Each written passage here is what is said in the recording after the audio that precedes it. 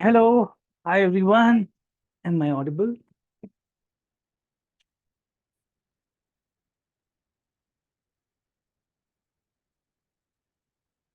Ta-da, ta-da, ta-da. Yes, I think I still haven't been able to figure out how to fix this mic in the laptop, but well, we got something. Um, First thing first, we'll make sure that anyone else would like to record, you're free, free to do so. And somebody like to try?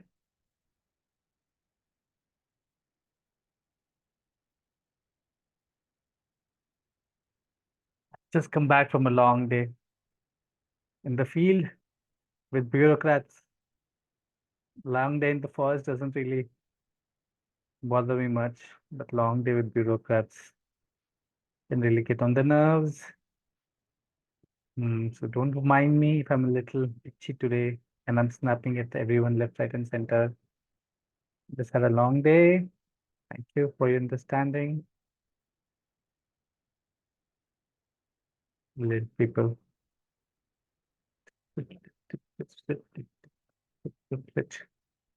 Oh,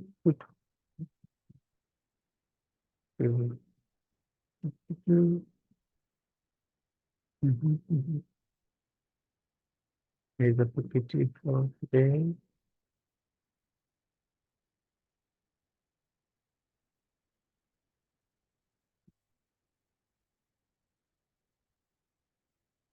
I know it had to be on day 4, right? Yes. I love day 4 though. It's seriously fun. For me at least. Um, I mean, for all the recordings, I keep seeing like, how often people look back into those recordings and, this one goes back on and on and on. So that's great. And presentation and it's actually not that hard, but it's just, I just try to like, I'm just being a bully and trying to trick you guys out. It's 2, 1, yeah, Baki. Oh,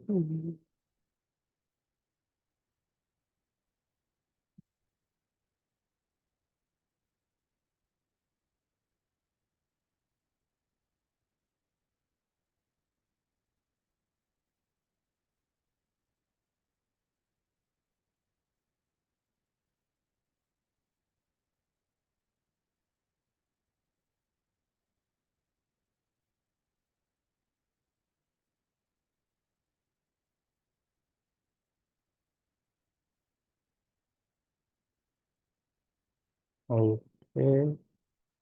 But it told me that there's something I can do with this thing. Makes me like look like a Harry Potter character. It's like headless. Okay, no, this is scary. Just go back to writing now. Okay, guys. Let's start the day. Enough of the chatter. I think enough people are in. Yes, welcome to day 4. It's the day, it's a big day. And I'm pretty sure a lot of people haven't showed up because they were just too afraid. But that's it. That makes it all of you, the 14 of you who have made it so far into the workshop. We started with 40, we dropped down to 35. We actually started with 60. We dropped to 40, then 35. Now it's 14, right? We will become the forest creators. Yeah, back on your keyboard because we usually start our sessions with very reflective and introspective questions. I won't bring the recap because I think it's quite sorted. It wasn't really much of a thing the last time. Um, yes, let's go. First question of the day. What are you really good at? And yeah, it's you. It's not friend or species or insects. It's you. Tell me something you're good at. Yeah, come on. It should be easy.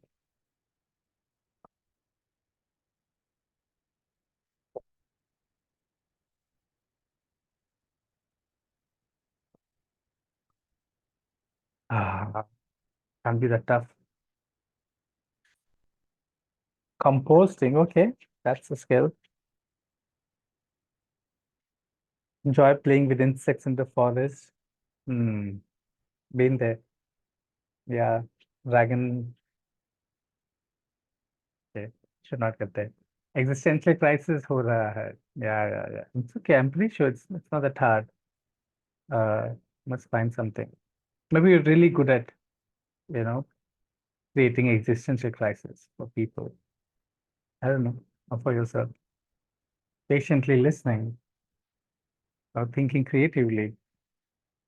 Yeah, yeah. See, not that hard. Writing poetry is good. Sleeping, I know someone who is also good at it. I'm tired. I have to put myself to sleep like, man, soja, man, it's okay. Yeah. I'll also put in something. Mm, mm, shit. That's difficult. Okay, I'll pass. I'm the teacher. Composting, basic cooking, cleaning, giving good hugs, sleeping. Yes, that's great. That's great. Yeah, yeah, yeah, yeah. Cool. Now, next question, next question, next question, next question. Are you guys ready? Good. Okay, there we go. What are you really bad at? This one must be easy.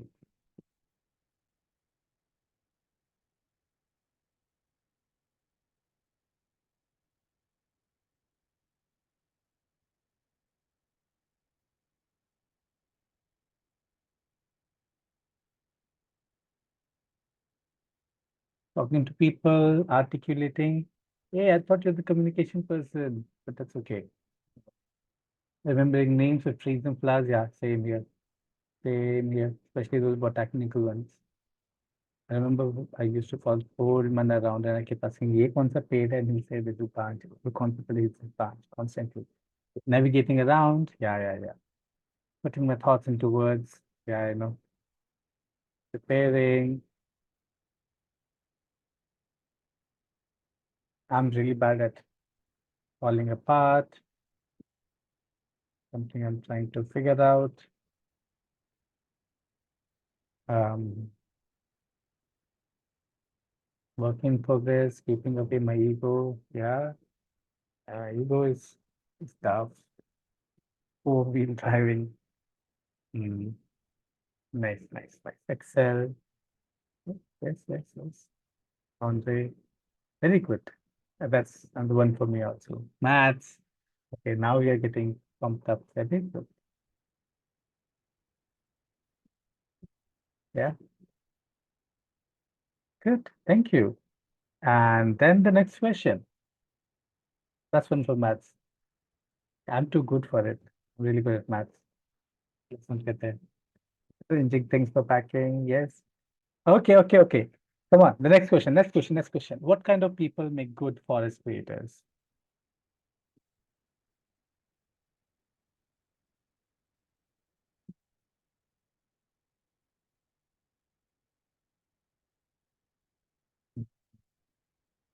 You put in all sessions on time. My favorite people.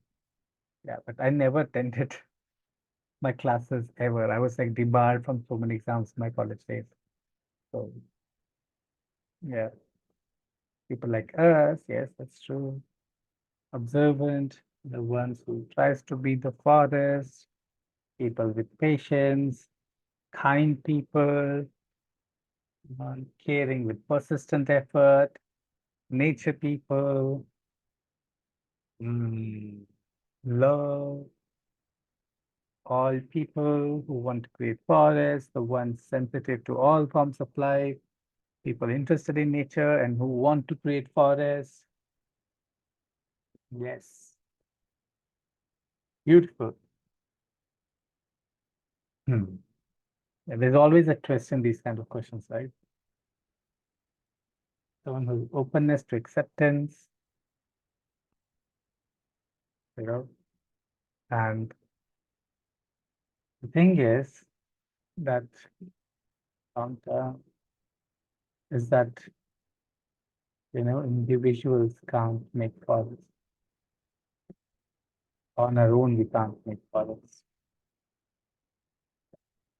and a person can be loving nature, someone can be caring, someone can be uncaring, someone can be kind, somebody can be unkind, some people are patient, some are impatient, some are observant, some are just lost goldfishes. That's okay.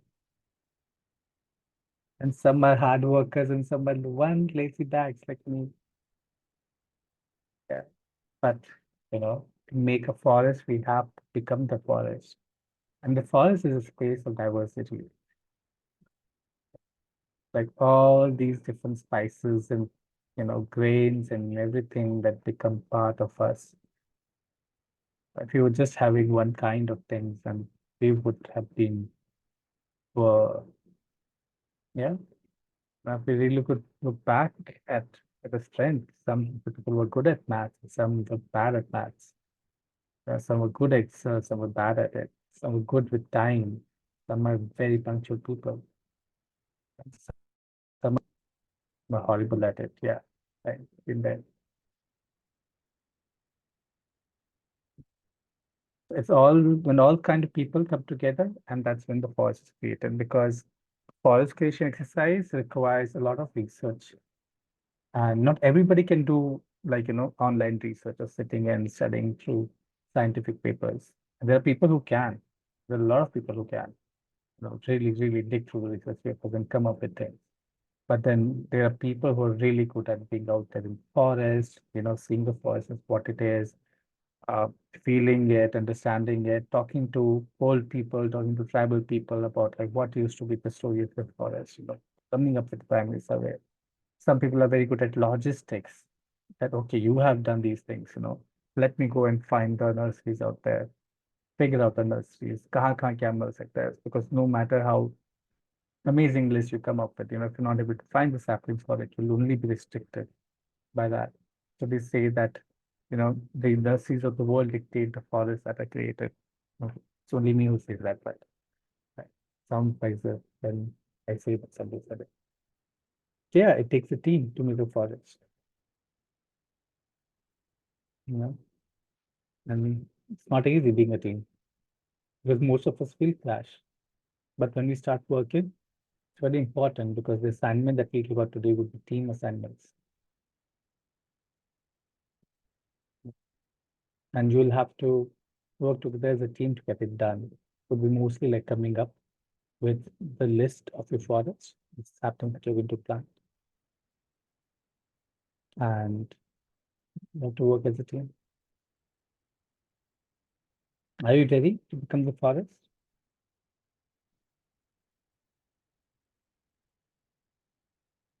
Yes. Yes. Yes. Yes. Good. And it doesn't matter what kind of person you are. It really does not matter. You can be the most impatient person in the world. And if you're part of the team with all the patient people backing you, yeah, you'll make a good forest creator. Yeah. We start with, primary survey. It's one of the first things we do uh, when we work on a project. How actually depends. There's some people prefer it being the first thing, some people prefer it being the second thing, some people keep going back to it. I mean, this is more of a personal preference, Willem. And the person on the left is Mansingh Gogu. He was my first mentor in understanding forest. And he passed away 2 years back. Um, and on his deathbed, he just told me that, "Oh, I know you love Anyar, and the secret to germinating Anyar is putting it in the ashes, letting it sit there for a while." I mean, we're that kind of uh, master and student. Uh, and one person is dying, and we're still talking about forest. I think I learned a lot from him. And great man. But we went on a lot of forest trips. We would go into forest surveys. We'll try to understand what each species was, and you can all find one Mansa for yourself, and find anyone who is an elder, most likely. If we can get an elder from the tribal community or elder from the village, who understands the trees, who understands the name, who understands the property, their benefits, their things, how tall they can grow, where all they're found. They have all those kind of knowledge because they know that if acha ye chahiye, you need this tree, you'll find it where the rocks are like that. And you start noting down those characteristics, you know, keep noting down, acha ye kaun sa ped hai, and then they'll tell you. They won't come up with a scientific name, and that's okay. Yeah, you don't need it. You can just get the common name, what they call it, probably pick up a few indicators of what the tree looks like, transcribe it, like how you did uh the assignment yesterday. Yeah. So that assignment was a journey into the primary survey. You guys actually did your first primary survey. Kudos. You're already on it. And those who haven't done it will get there. That's okay. Yeah. Or you have teammates who are really good at doing assignments. So probably they'll fill in up for you. Not everybody has to do assignments in life. I never did. So it's okay. But do it. It helps. I still say that. Yeah. So you do your things where you start noting down every single species that come across. You put the local name. If you can refer back to your assignment sheets, put the local name, what they look like, what is their form, what are those things, what are the leaves like, and how tall your percentile suit grows. You try to like note down what kind of environment it's growing. Is it growing in sun quite often? Or is it growing in shade quite often? What does it prefer? Like for sun, shade, or like it's happy with both? You try to figure out, it's how abundant it is. Yeah, how abundant the species is. Like, so when you're actually walking through the forest floor, like every time you come back again on the same, you stumble back upon that tree.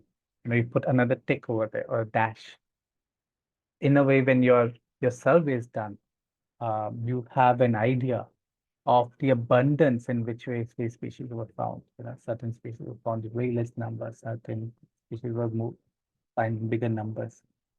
Uh, yeah, and also depends upon where you're doing it. So mostly, you would like if you're doing it in certain place, you'll try to figure out if there is another forest, a natural forest or reserve forest or protected forest that resembles the environment that's there in your target plantation area.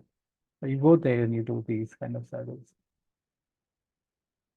And you will also realize certain things that maybe if there are like, slopes, then the species differ. That, certain species are found more on the western slopes, some on the eastern slopes, some on the northern slopes, on the southern slopes. And you see that certain species are found more around the river, along the streams. You keep noting down those things. But, it's like being found on growing on the rocks, being found in the rivers, as much as you can, right? But to sum it up, there are three types of information we are collecting. Actually, four. Yeah, three, four, three, four. Okay, you can count once I'm done with it. The first type is the characteristic, the identification characteristic of the tree. Let me see what's my next slide. Okay, that's another primary survey. This is with Sunny from eForest, and we did that first. I mean, he was part of my first forest survey. You can see him on the right. Another mentor of mine who I've learned a lot from. Yeah. And we did forest surveys in mountains. Yeah, so the first type of um, uh, surveys we do is, first type of data we collect is the identification data. What is the local name? And sometimes if you're not able to find like old tribal people, you can also take along some ecologists, some botanists, anybody who understands species. So you start putting down the name, the height, the leaves, and now the leaves can get very, very confusing because when you're just going through the forest trying to note down all these things, the subjective data sometimes doesn't really help. It's very interesting, or you don't have time to put and drop because probably your mentor or whoever your guide is will go mad trying to wait because they're very usually very impatient people. So you have keys. If you can learn to use the keys, okay, the leaf was compound leaf, or it was a bipinnate leaf, or it was an alternative arrangement, bipinnate, simple to third. So these are the kind of things that you can actually read up on the species keys. Um, probably you don't need it for your first time. Just go out and do it. But as you keep going doing these surveys, it's good because it also makes you understand how different. Like while the leaves look like leaves everywhere, how they can vary so much. Yes, it's a very important part.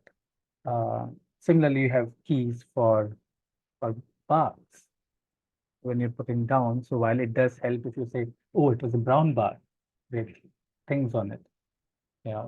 But once you go back, you realize, oh, your mentor told you that it was, called Aduguda, for example, it's random word.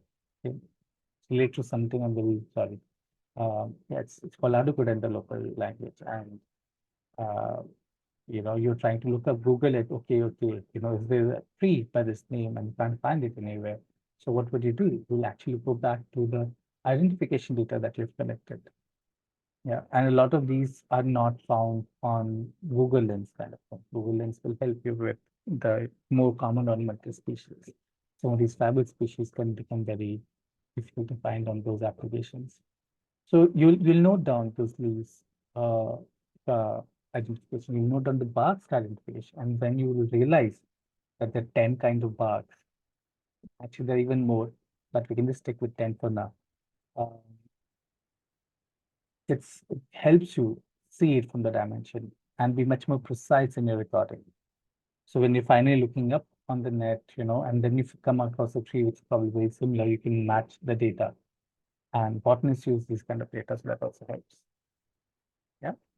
All good? All good? Stella? Nothing scary, right? And just start small and start simple. I mean, these are the keys, which is like more of a pointer of like how you would eventually start looking at your primary surveys. But when you're starting off, just do it the way you did your assignment. Draw things, take your time, ask your person to be patient. Yeah. Mm. So you put down the local name, you put in maximum known height. Or I think what's the maximum known height? Because that's a very important data. So it's not height of the tree you're seeing right now. If you ask the person, like, what's the tallest you ever seen this tree go? And they'll tell you like ek mala, do mala, teen mala. Or some of them are good with feet and meters, and they can give you that. Right? Yeah. And if they really don't know, then you probably just note the highest you get to see in your survey. But the leaf type, bark type, fruit type, so these are the identification data. Then you ask them, what's the flowering season? When do they flower? When do they fruit? And this also helps you with identification. So that's the identification classification. The second is your anthropogenic classification, like how does it benefits when it comes to benefit. There are anthropogenic uses to things. There are certain species which are, the flowers are used to make dye, the dye, not dye, but dye, DYE, dye. And some of them are used to make dyes, they use it to make like blocks so they can be used for printing or they can be used for molds and things are made in it. Some of them are used in agriculture implements. Some of them are used for timber. Some of them are used for fodder. And they feed it, they feed the leaves to the cattle. Some of them are used for firewood. Some of them have herbal properties, medicinal properties. And you'll be surprised by the kind of things we get to know about all these things. Yeah. So that's like the big realm of anthropogenic research. And just document it as much as you can.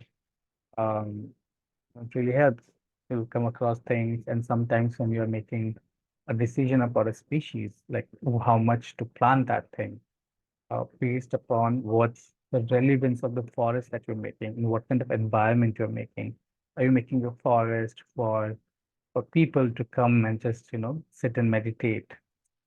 Or are you making a forest for a village community so they can have some access to fuel wood or fodder or timber that they need? Or are you making a forest for just purely ecological restoration purposes? So then these are the spaces where your own human bias will come into play. You'll have to realize that we're still making an artificial forest because nobody knows what the real forest is like. Like even if you can do 100 research, you'll never be close to it. In the end, everything is we are part of nature, right? So whatever we make is the nature in making. So yeah, believe in that, and I think we'll get fine. We have environmental uses.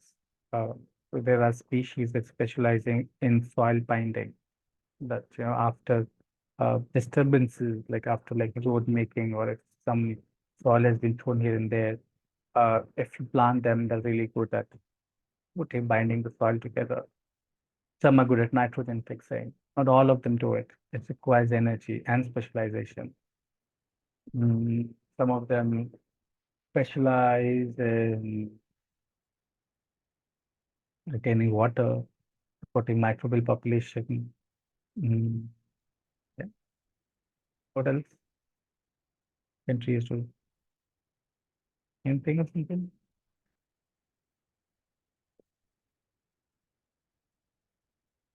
Yeah, I should cut down on talk. Okay, right. Um, yeah, that's all the things. I mean, they do a lot more things. We can figure it out. And what give good biomass by shedding leaves? Yeah, that's actually a thing. Because you need certain species just for the power of like immense mulching that they can provide. Because if you don't have species which drop a lot of mulch, then you will have to keep remulching it again and again in the first 2 years. After the second year, you don't really have to worry about anything at all. Sometimes I feel that even after the first year, you don't have to really worry about things, but in certain cases you do. Uh, but that's much more subjective and based upon your individual unique situations. Mm. They increase bird population, so that's an environmental use. It's like yes, they support, but like there's species that are actually good for making holes and uh, you know, and for birds to live. Some are good for nests. Some have just like bird cherries and other things that have good food for the birds. You need them. Thank you for pushing it. See, I can't do it alone, right? That's why we're a team. You become forest. That's how you get back. Then we have, you know, put a section of like edible fruit, which actually should go back into the identification side, whether it's poisonous or not. I remember once I was in forest in Andhra, and there was a tree. I forgotten the name of it, and I was walking around with a tribal, and he came across a tree and was like, "Do you look at this tree?" I was like, "Yeah, it's so pretty."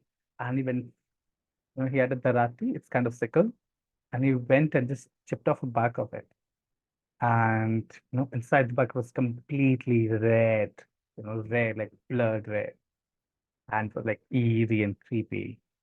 And he said that, if you want to, um, if you want to kill yourself, you eat the fruit. And if you want to kill someone, you feed them the bark. Well, it's an anthropogenic use, so you can either put it there. Um, yeah, I think he said because the fruit is like instant killer and the bark is No, it kills slowly, slowly, so nobody gets to figure it out. So that's an anthropogenic use that you can put over there. It's good to put it like so. No, so if you're using, if you're planting a forest in a place where there are vulnerable populations like children, um, or people who are people, then you can just make a very executive decision of putting out, like leaving the poisonous uh, fruit trees out, not planting them. While if you're doing it in the forest, then yeah, voila, like put everything. So that's first one was the identification, second one was the uses, and third one is location. Keep noting down where they're being found, in shade, in the sun, on the rocks, in the river. Uh, what all other things you think you can figure out in this where they're found? Where else what other data can go into it?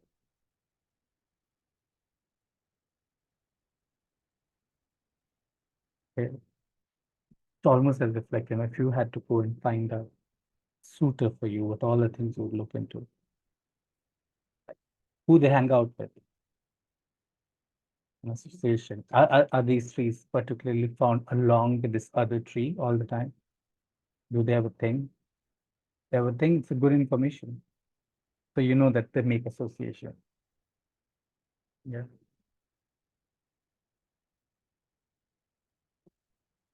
Oh no, no. Nothing is harmful to the forest. I mean, a tree poisonous to humans may not be very, yes, may maybe all part of the nature. Yeah. But there are birds, there are animals which can actually eat that fruit. There must be a reason why, and everybody knows, all the animals know that you're not supposed to eat this fruit. Just the humans have lost a lot of the wisdom. Though the tribals knew, all of them knew that this is the tree. But if we urban people go there and we start munching on everything, yeah, that will be a problem. Yeah. So you start with for shade, rocks, so you start with for association. What are these species found with? We start looking for elevation, at what height they're found, or are they found on slopes or plains or the ravine or the valleys? Yeah, good. Hmm. So we all do a primary survey and we all have aspiration. So one of my favorite person who does primary surveys has done it, and though his focus was moved from the tree perspective, but he's actually like accounted for habitats also in a lot of spaces. And that person is Pradeep Kishan, and this is an excerpt from one of his book. It's um, trees, wild trees of Central India, something like that. Central guidebook or field book, a brilliant book. And look at it, the kind of detailing that has gone into it. In his survey, he's put down the leaf, simple toothed leaves. Um, and it's drawn it out. So like if somebody is just going through the pages and looking for a particular leaf, knows what kind of leaf to look for. Just put the local name, how to pronounce it. Kahua. Yeah, it has put, its common name, Arjun. Its English name, tropical marble almond. Has put, remember I asked you to do this? Yeah, Pradeep Kishan. Yeah, it's like just draw a silhouette, which some of you do, and always put a figure next to it in reference to know how tall when you say. So this one looks really, really tall. That gives you an idea of how big this tree can be. Yeah. He's put down the botanical name um, over here.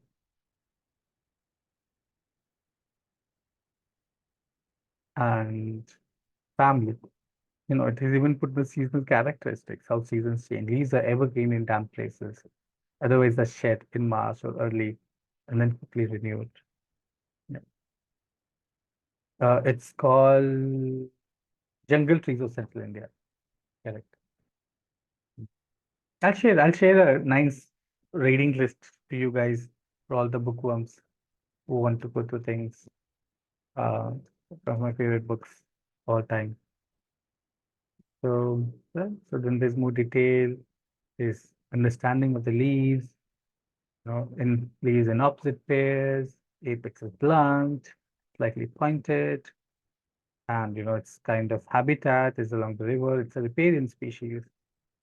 So it actually grows very well along river banks. So in my ancestral village in Rajasthan, where I come from, it's called Koida. And he hasn't put in over there. Koida is also it's used to make food alcohol. That's what most of the tribal population around my area consumes. Keeps them going. I really appreciate the choice of words I'm using in this workshop. I've really evolved as a person. Thank you for all the feedback I got from you guys and the past participants. So yeah, so the bark, flicking off to reveal green underbark. It's a very interesting characteristics over there. The knobs of plants. This is how the roots look like. This is how the fruit looks like. Flowers, right? Brilliant, no? Such a beauty. Too bad he doesn't like Miyawaki that much, but I think we have our reasons. Mahua. It's another very popular tree. Like his local name, there is a reference of the size, there is a botanical name, there's a thing about the seasons, there's a thing on the bark, what kind of bark it has, leaves it has, so it's always easy to identify, and the fruits and the flowers it grows, yeah, its uses, the flowers being sold. Yes.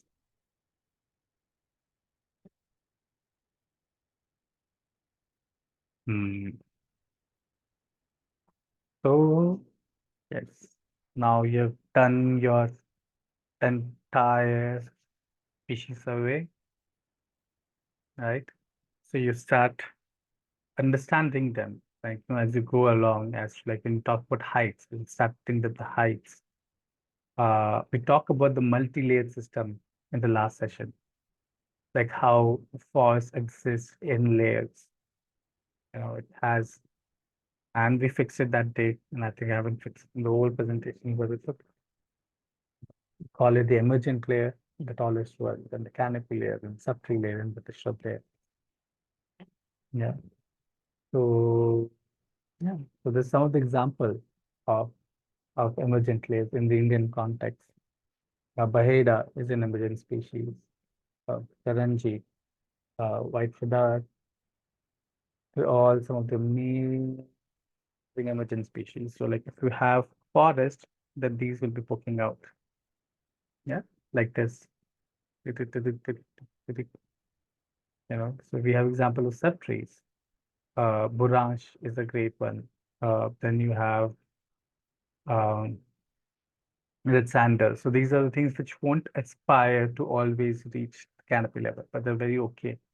Uh, so I think now after all this time, I feel that can also go into the tree layer. Hmm. Well, probably not. Yeah. But branch is very happy growing in the shadow of the giants.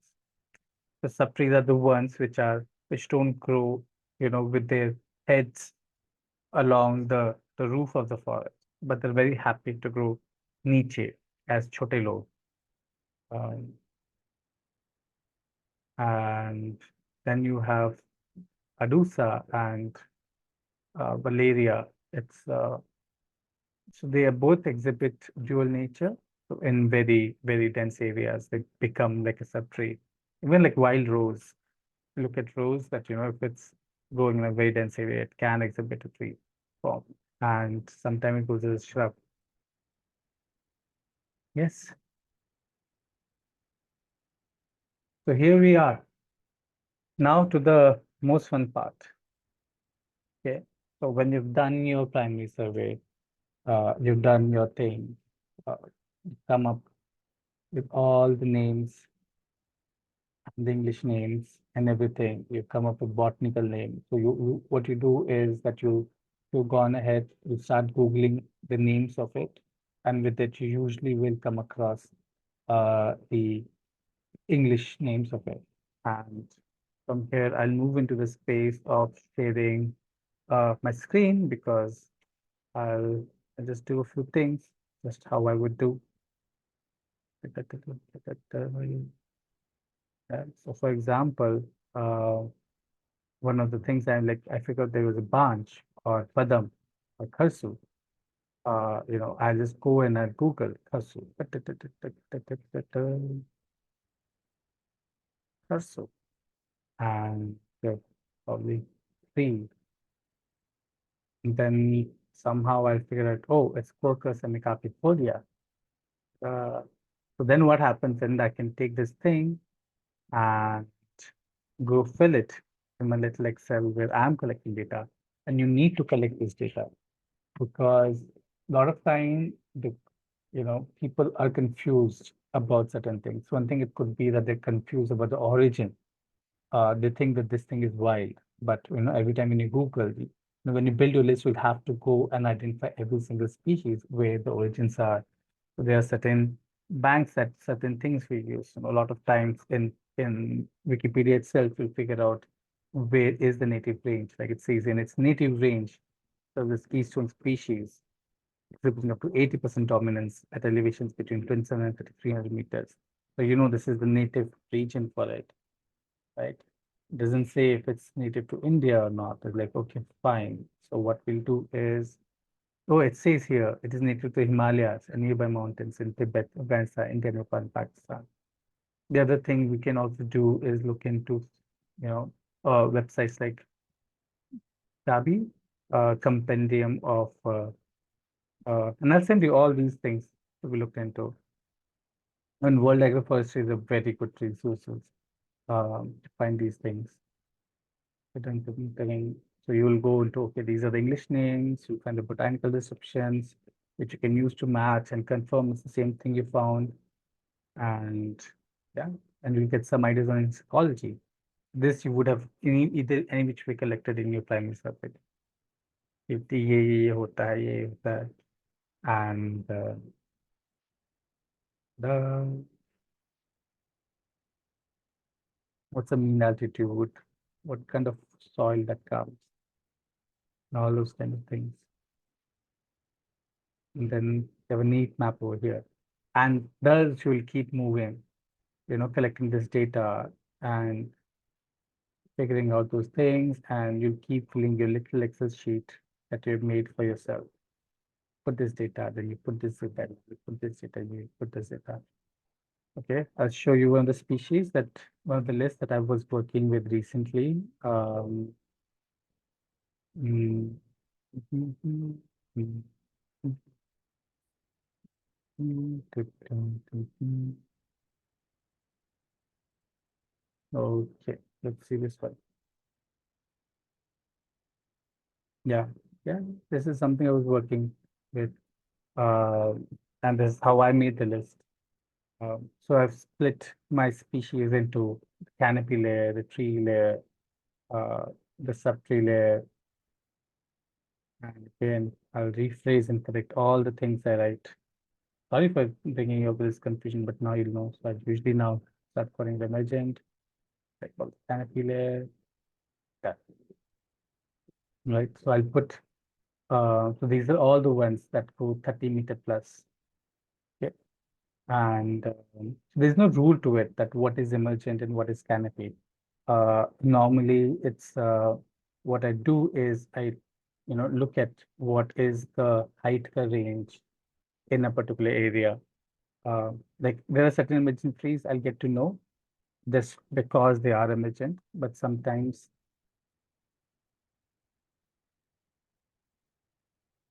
yeah. So subtree is happy to grow under bigger trees. So there's species that can survive in park or almost glacial. Yes, that's true. And if you remember, there was a conversation about TDEF, tropical dry evergreen forest. And in that conversation, we talked about how the subtree layer and the tree and the canopy layer, they work in such good rhythm that the canopy layer uh, absorbs sunlight throughout the peak monsoon and peak time, whilst even the subtree starts growing slowly and slowly. But once things dry out a little and there's not enough water, the canopy layer, it sheds all its leaves. So all of a sudden, the subtree layer has full access to the sunlight, and that's when they start their growth cycle. So they have a very complementary growth cycle between both the layers. So, so yeah, I mean, it just forests have its ways of coming up with systems. It's something if only you could figure out. So yes, it's a local name. So Amharic is the local language for them. The common name that we use, the botanical name. So botanical name just helps you trace back the lineages. And sometimes we did figure out that there were certain species that we found in our primary survey. And when we're doing a secondary survey is doing an online research on the same thing. We realized that those species were not native to that particular region. They've just been introduced. So we just dropped them. Then we talk about evergreen or deciduous. And that's certain. So can you tell me the difference? Evergreen and deciduous? What's deciduous?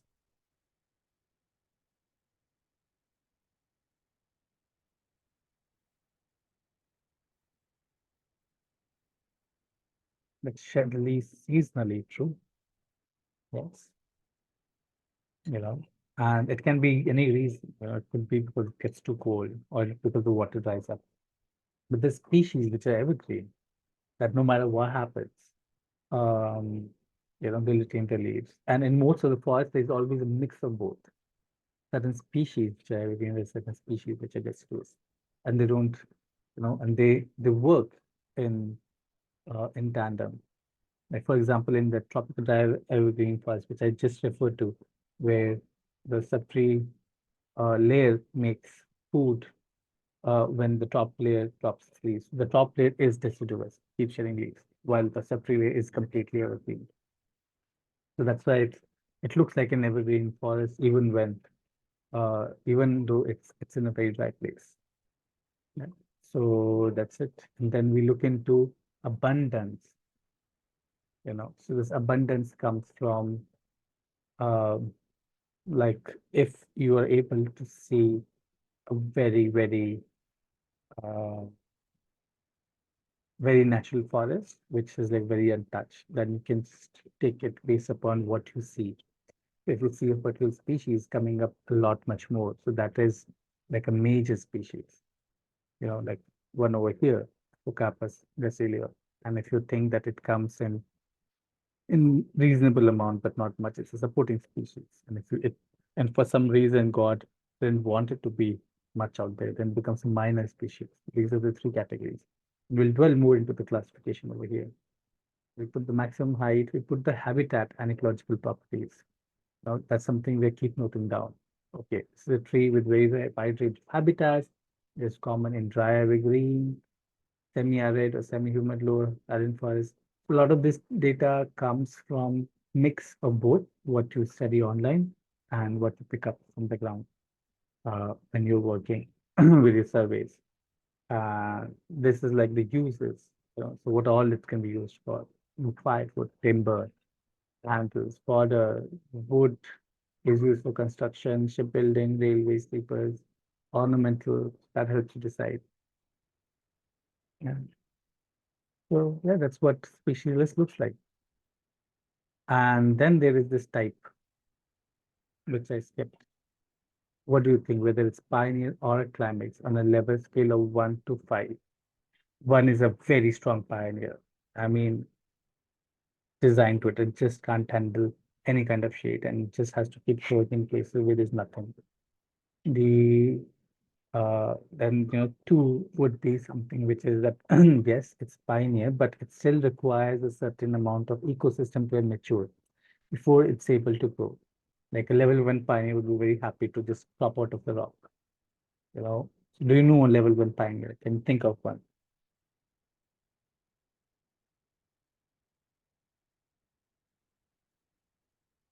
Think of a tree that can pop up people.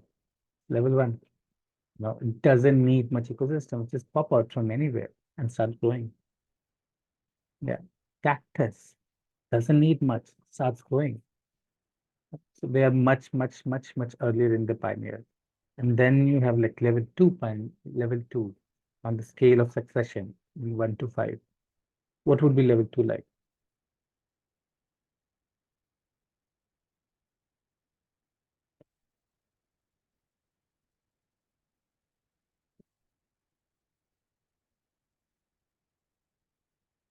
Which needs a little more love and care. Mango, I'll put a little beyond because mango is a very actually closer to a climax species. It's a level four. Or level three, I'll put probably in the intermediate. Um, Neem can be level two, yes. Banyan can be level two. Uh, because mango exhibits a lot of community traits. It loves growing with other mango trees. So if you've seen it, you know, have you eaten mango? Oh yes, you must have all eaten mango. But what kind of what kind of seed does it have?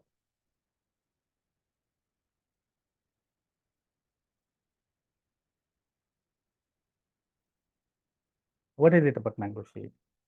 It's big with hard seed coat, right? And how much does it weigh?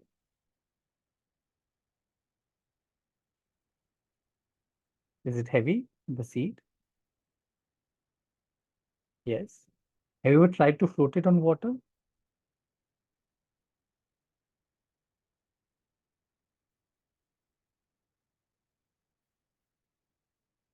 Does it sink or does it float? Yeah, you can try. Yeah. It's very interesting. It's somewhere where it's not very sinkish and not very floatish. I mean, it's the mango season, so you can try.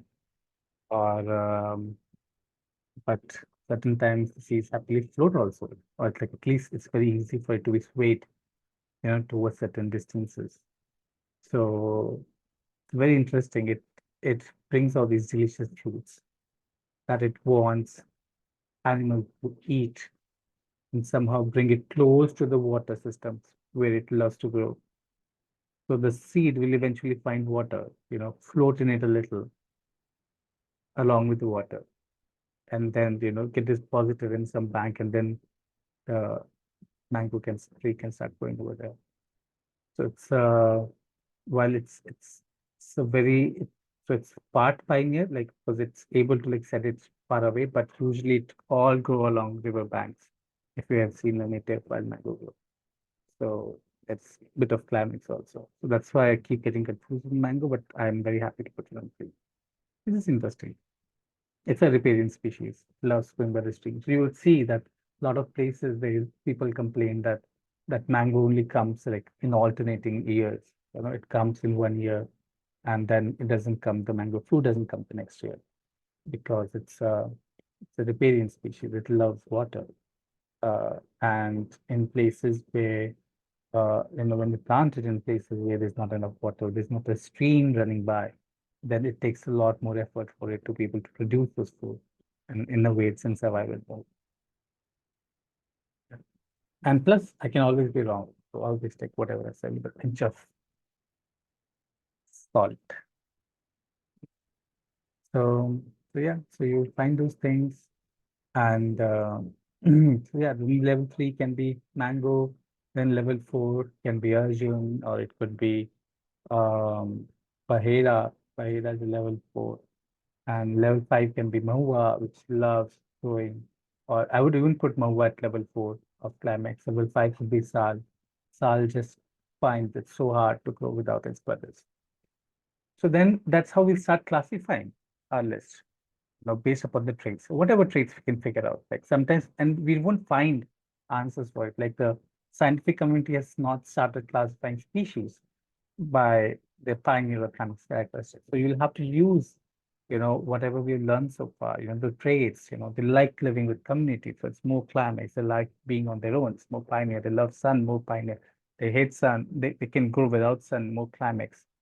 They have their fruits which birds love to eat, like more pioneer, right? And then they have fruits which, wild boars and other animals like to eat. So it's more climax because wild boars and other animals, they don't take the fruits, they don't carry the fruit that far. Even, you know, but monkeys, they don't carry the fruits that far.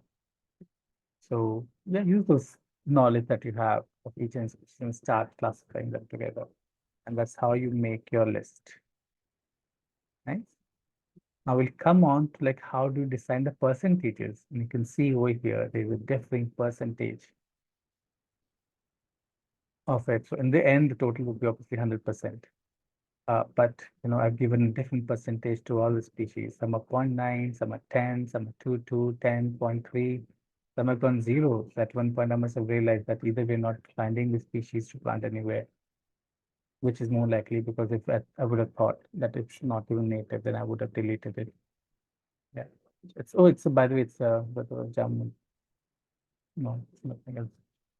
So like this, we start classifying till the time we can come up with a total of 100%. Yeah, 132. So must have played around with something like that. Good, good, good. How does it feel like looking at your first species list? Is it intimidating? Not that much, no? So very comfortable. Yes.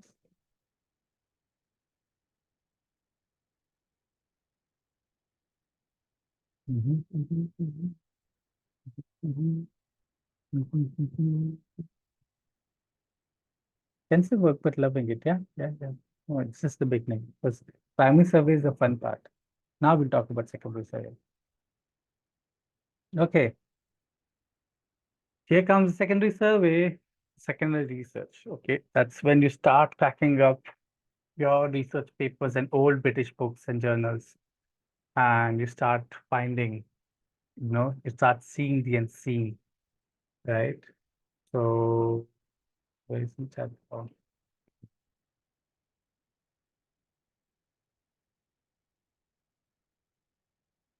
yeah. So, so what you do is you try to find out online how you research it. And very interesting, there are, for example, uh, even if you get into, let's say you want to do a list of uh, plans for, let's say, Andhra Pradesh for Hyderabad. Okay. So if I look into original native species of Hyderabad, you know, I really don't get much amazing stuff. I mean, I can get some stuff. Okay, this is something there. Trees of Hyderabad is there, but I don't know. Okay, there's particular research. It sounds interesting. Glimpse of biodiversity. Okay, okay. It talks more about frogs. Fine. Goodbye. Can you look into plants, right? Hmm. Okay, but it doesn't, distinguish between what is native and what's not native, because a lot of these are exotic species. Uh, so yeah, goodbye. Okay, tree of Hyderabad. Let's see. Oh my God. See, see what it has.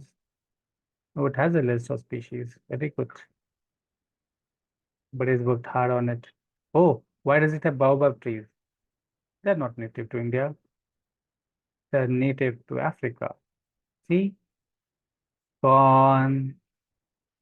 It's very hard to find research, uh, which is completely okay. We have another list that Nikhil has shared. Let's just open it up and see the list. Okay, Jana, Amjad, just come back to it. Okay, let's see. This is the list which is by Telangana government. Okay. Hmm. Okay. I can see a lot of natives over here. Hmm. Why does it have post office Juliflora? That's not native. Moraselba is not native to Telangana. Uh,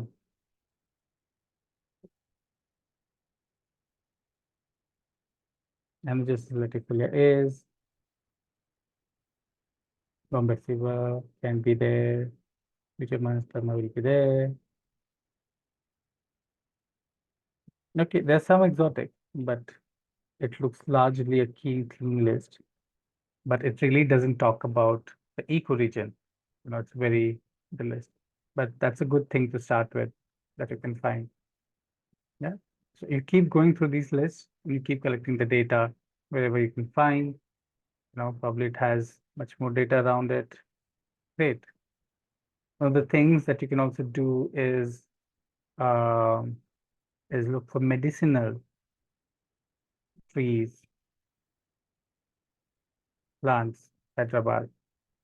So a lot of these, the moment you say medicinal plants are actually, how do we know what is native really? It's a lot of tough work because nobody is talking about native as of now. And there's no, and I would like to come up with a system one day which can really help people figure out, like what's native to their region. And, probably like AI can help me with it one day, or probably you guys can help me with it one day.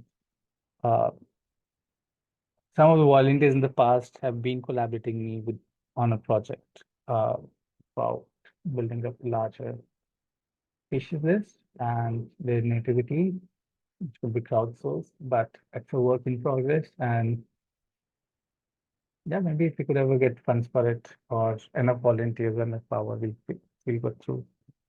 So you usually have to keep working on them individually, and it comes with experience. I mean, yeah, it's we were very stupid. Like in the first forest, we planted sitafal. So we didn't realize. We saw it in the forest, like, oh, it's growing in the forest. Like we're making a forest in Rajasthan, right? So in the first one, the first forest that we made in Rajasthan, we thought, oh, it's all over our Chittorgarh forest and everything. We planted it. It's not native. Too bad. Bummer.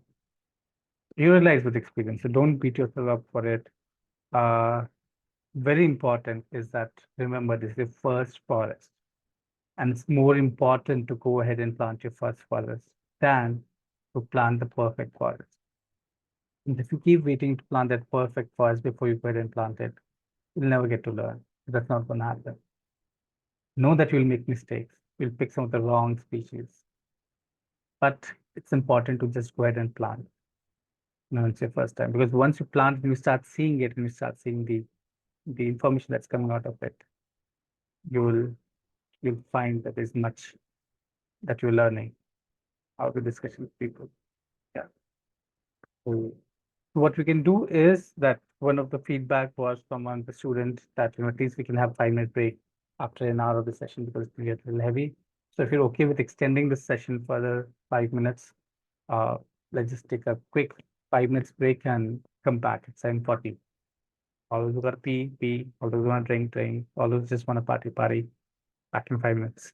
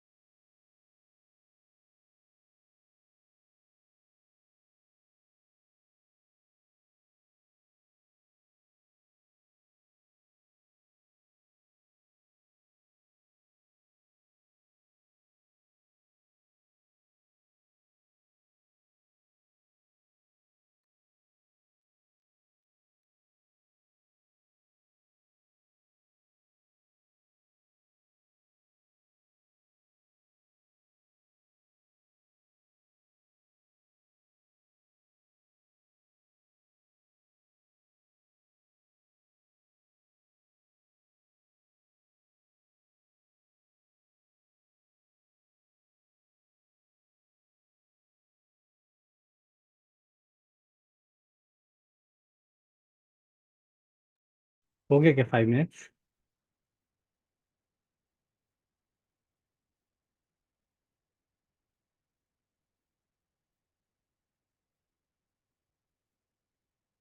Oh, 2 minute बच्चे 7:40.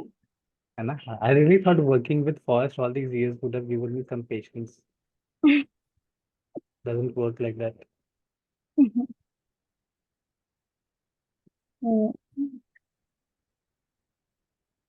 2 minute 2 minute में निकल जाएंगे। मैं भी पानी P लेता हूँ. हम कॉफी पी लेते हैं।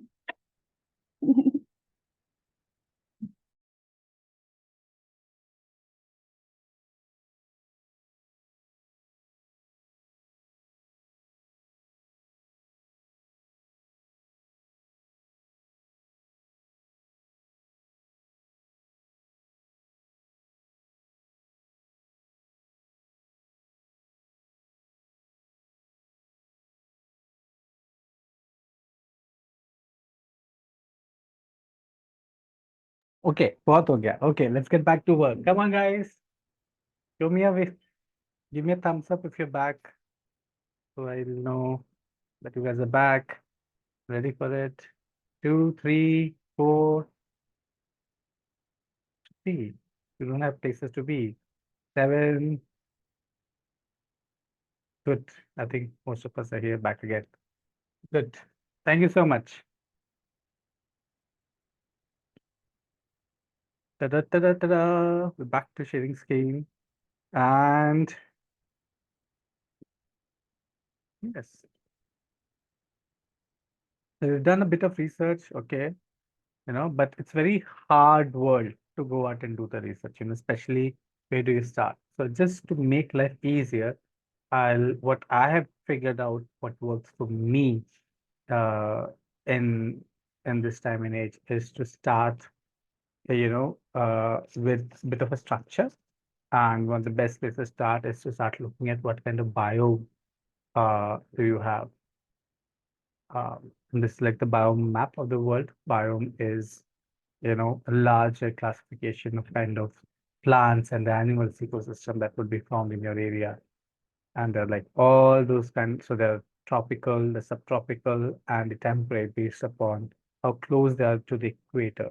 So the tropical ones are along the equator, subtropical between the Cancer and beyond, and then the uh, mm, temperate ones, which are the cold areas. But it can also change because, for example, we have temperate forests in India, in Himalayas, uh, and in Africa, in Ethiopia, where I worked. Though it's so close to equator, because of the high altitude, it has temperate forests. The temperate usually refers to how cold and other things, and tropicals are usually given to cold ones. And you get to know whether it's coniferous or broadleaf or shrublands. So this just gives a major outbreak, and you don't have to worry about too much with it because um, something which can actually give you even more precise idea is this concept of ecoregions, right? And especially if you're working in India, the entire India is split into 43 ecoregions. So ecoregions are unique arrangement of forests. What kind of forests are available there, and try to figure out if your ecoregion is here.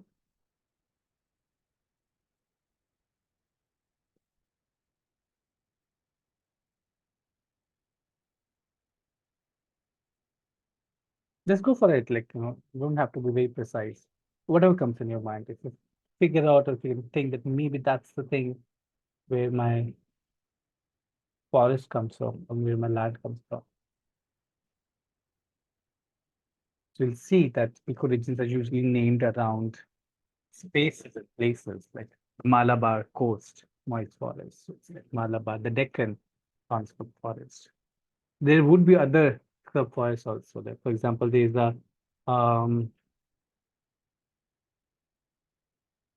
mm,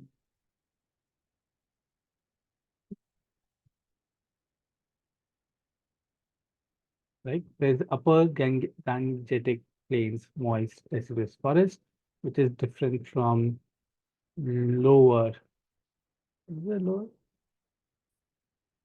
lower Gangetic Plains moist deciduous forests. So while they're both moist deciduous forests, they're different. Come on, give it a shot. कोई तो पहचानेगा. Is 1600 meter in Kumau or 42 or 43? Come on, take a guess. The broadleaf forests are the forests of the oak, like or borage, which have bigger leaves, and alpine shrub and meadows are conifers or very high altitude trees. No, I'm giving you, please don't start writing them down as notes. You'll find them. It's a very public information. It's just that people don't usually use it when they're planning their forests. 13 is Kilbury and Sattal, Himalayan subtropical broadleaf forest. Yeah, great.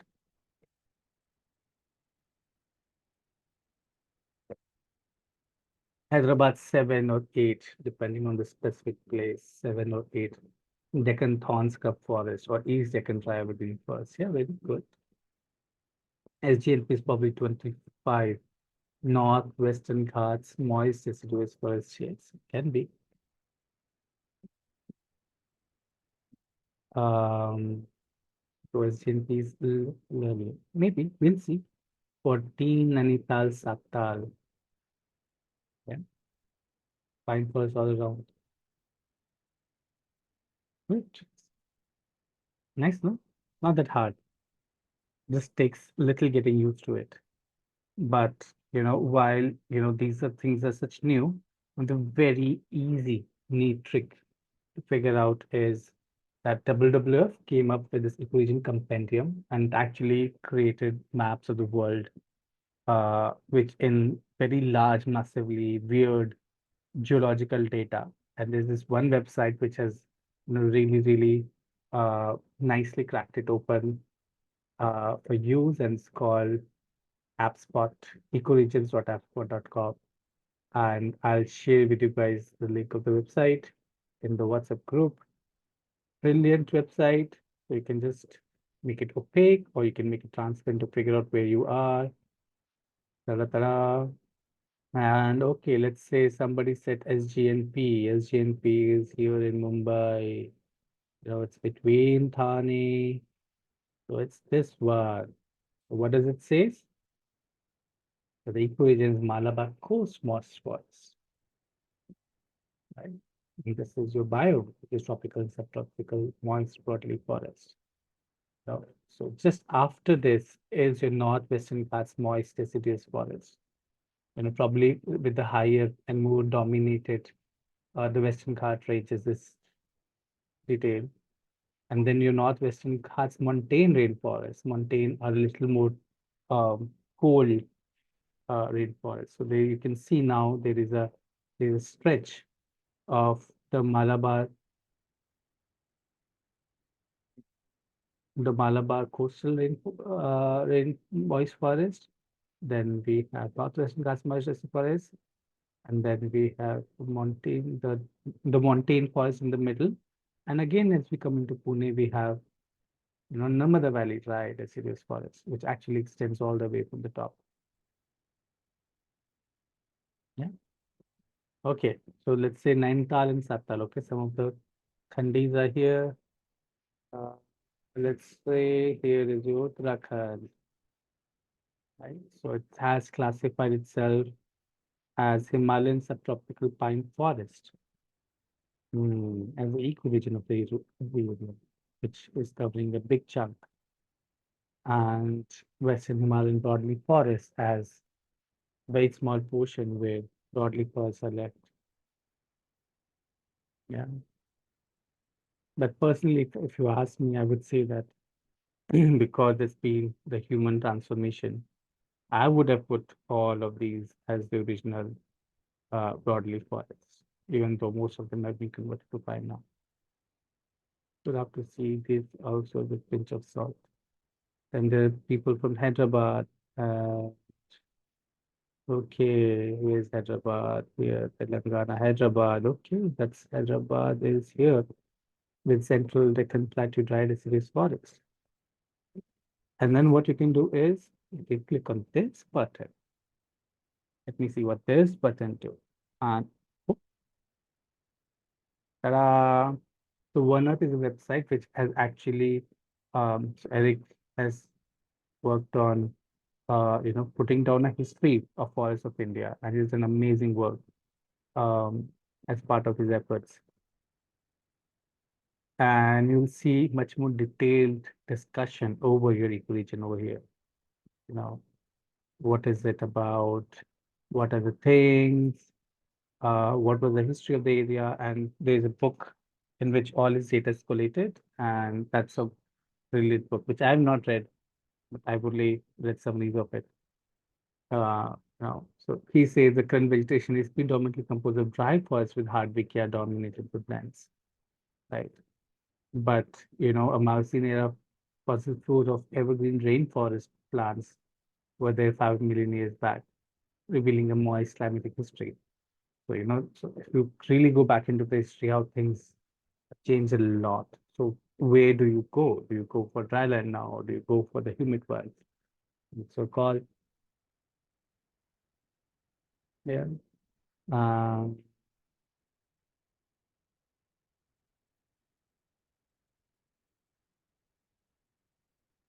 okay, so there's not much information about plants exactly over here, except Hardwicke benata.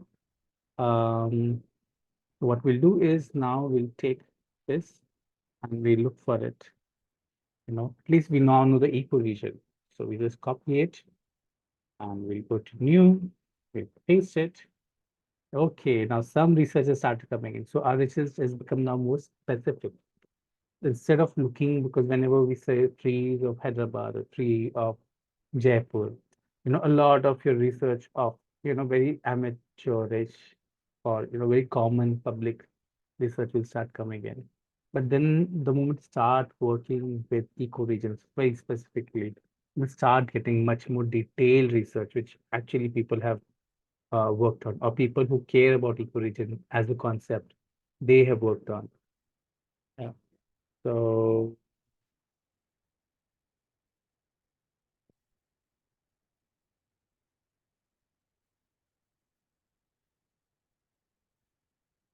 okay,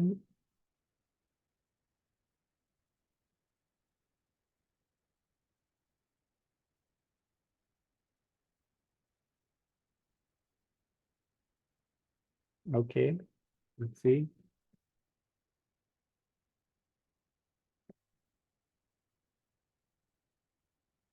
Yeah, this is Central, this is Hyderabad.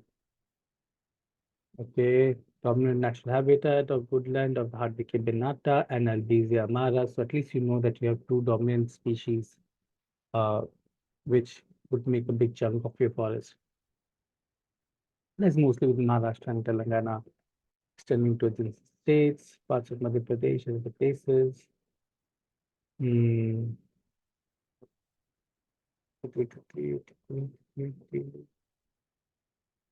There's a xeric Deccan Thornscrub forest that is to the west, south, and southeast. You know, so what you'll also see is that if you are more towards the edge of this region, you know, if your place is located towards these edges, you will have to consider your neighboring ecoregion and the influence that will come, because these boundaries are not very restrictive. They are much more, they change gradually.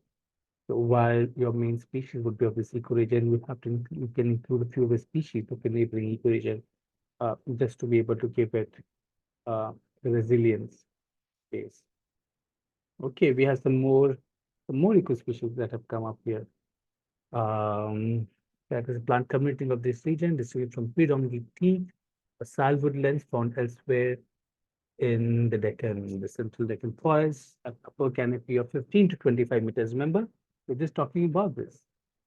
Um, and an understory of 10 to 15 meters. So they haven't really accommodated the emergent layer over here, but this is the canopy layer that I was talking about, 15 to 25 meters. And there's a subtree of 10 to 15 meters with like probably very few shrubs over here. Mm, then there are other species. Okay, these are the species. They're all natives. They go into your supporting species, or they can be your lesser nature species. Cool. So you got a few more species up your list that you can plant, right? So your research is growing and improving.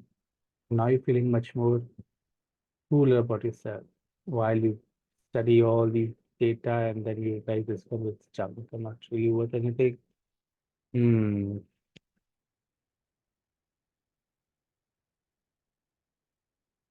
Okay. Let's say climax species. Add a few more words which can give us a much more concrete result. See, maybe something over here.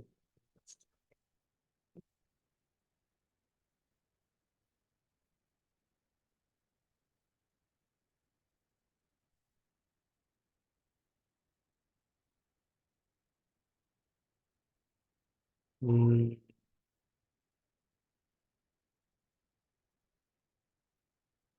Oh, yes. See, you got a good list here. Okay. You know, Deccan Plateau lies in the rain shadow of Western Ghats. It is semi-arid region. Vegetation consists largely of dry thorn and deciduous forest, living by acacia, Energesia, Tectona, Hardwickia, Benata, Albizia, Lebec. No, Lebec is in the most. इसका दूसरा Albizia है, Procera or Lebec. One of them. Uh, okay, so you got some of the major species that are associated with patches. The climbing species, they can have almost disappeared.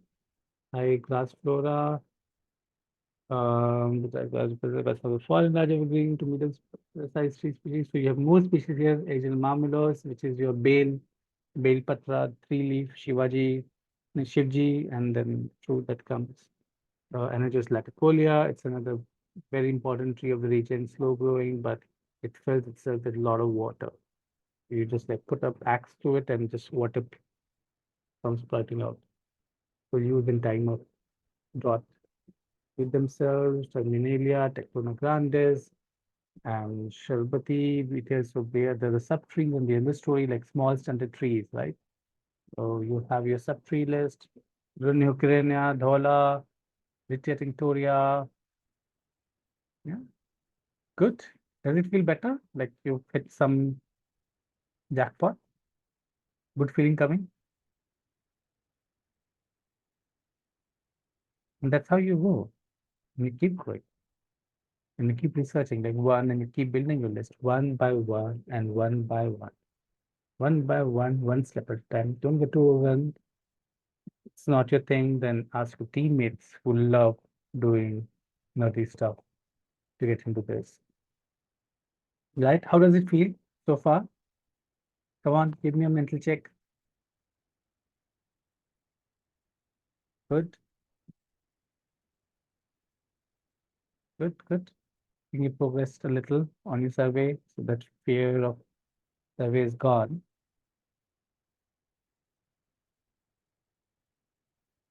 Yeah, it's all right, It's like we try to figure it out hard and you go step by step. And then this very interesting book, which I love, and it's called um,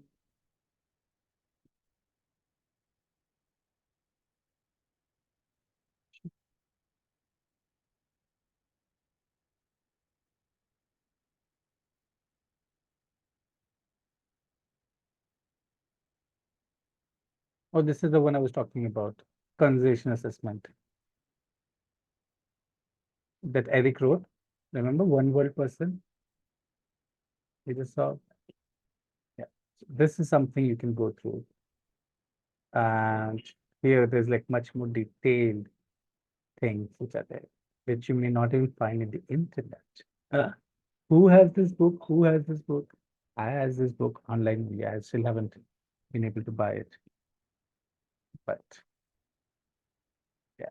And then so this is one reference book that you can use. Then there is another very interesting book.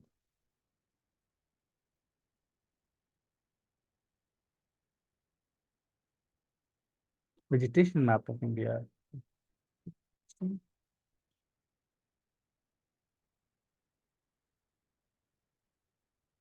Yeah, this can give you a good reference of things to start planting to do things, but not able to find my favorite book.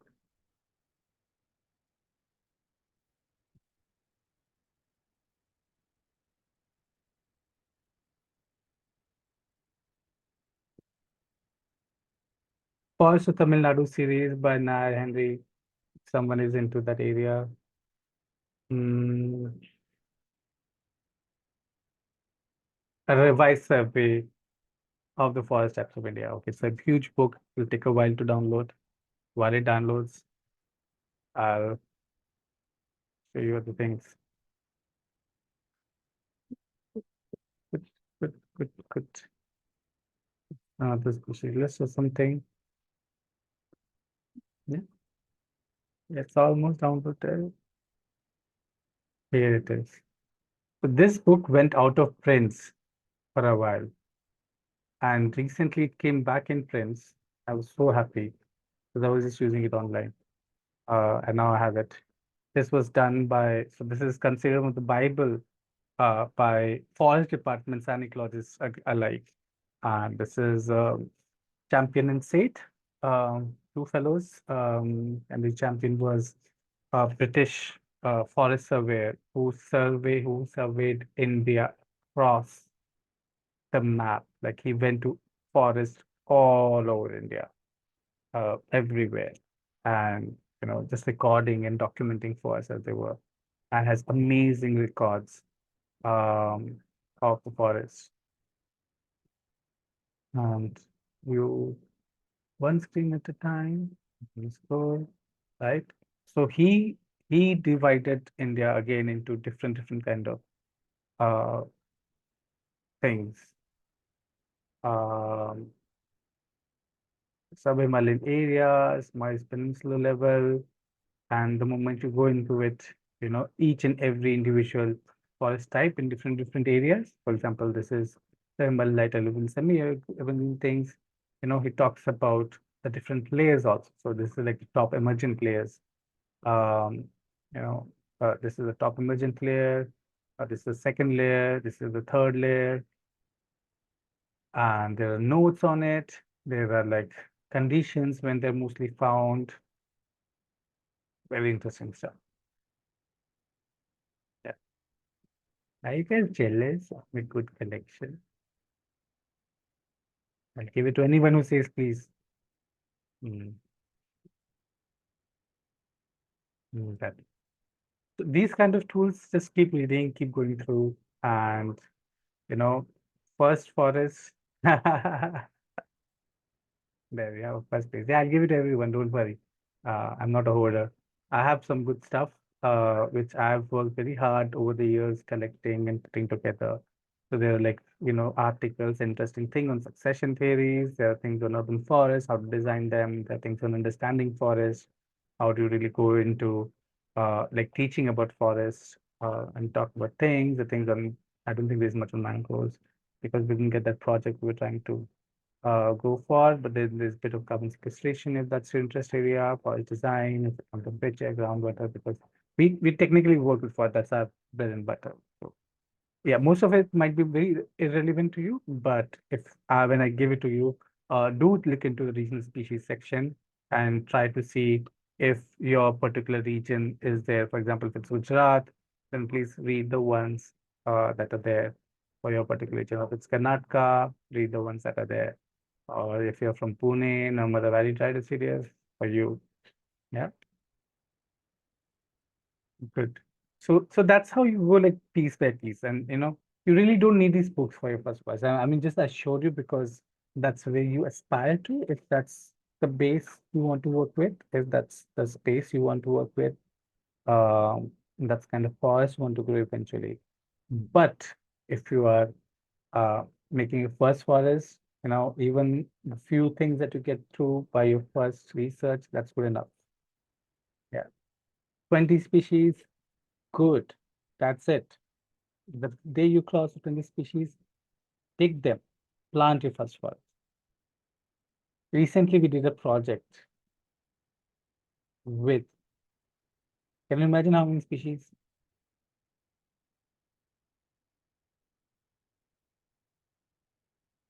Ha, more. Ha, more, more. No, no, that's too much. 227 something. Uh, but that's like years and years and years of work culminating into something, right? So you just keep working because even to find those species, understand those species, find their sources, um, uh, yeah, it was fun. More details probably I'll tell later. But on average, we are able to hit in any project somewhere between 70 and 80.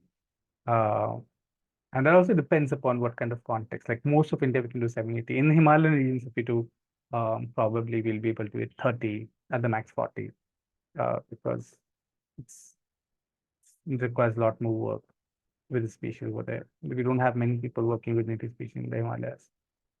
So we have been able to find some experts here and there. Yeah. So we try to aim for at least 60, 70 in any of our projects. That's a fun forest for us. Yeah.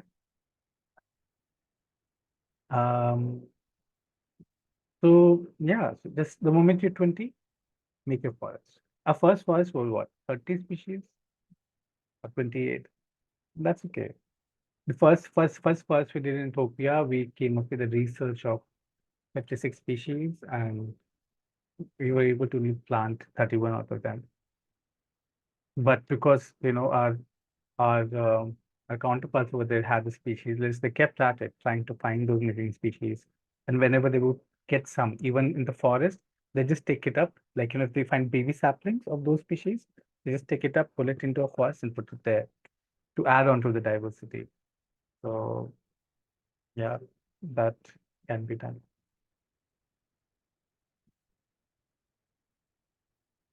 Good. So now we figured out um, how the ecoregions work and what's the flow of research when you start to do. And then you have to go to nurseries because nurseries of the world define the forests that are created. So said this big man someday. Uh, and yeah, if you are in for a long-term project, if you think that you can sustain it for a long time, I would just suggest that you come up with your own nursery eventually because that's the best way to get things done. But don't wait to set up your first nursery. Get your first forest done is something I keep telling all the time. Once you get it done, then everything else will fall into place. Till the time, reach out to existing nurseries. There are certain native nurseries across India. Very few of them, very few. Um, and slowly, slowly, I hope more will come. Find them and take the stock list and see and give them your list because a lot of them are able to make custom species. So there's some of our partners who like we actually give them, our list for the year in advance, especially if we have a good project that is coming up. And they'll go find those seeds and make those saplings because most of the native saplings nobody wants to plant. And it's a hassle for them to grow something that nobody wants to plant because people are not even aware of it. You know. So if you're planting 75 species, I'm pretty sure even if you go to forest department, they'll be able to identify 10 or 20 of them.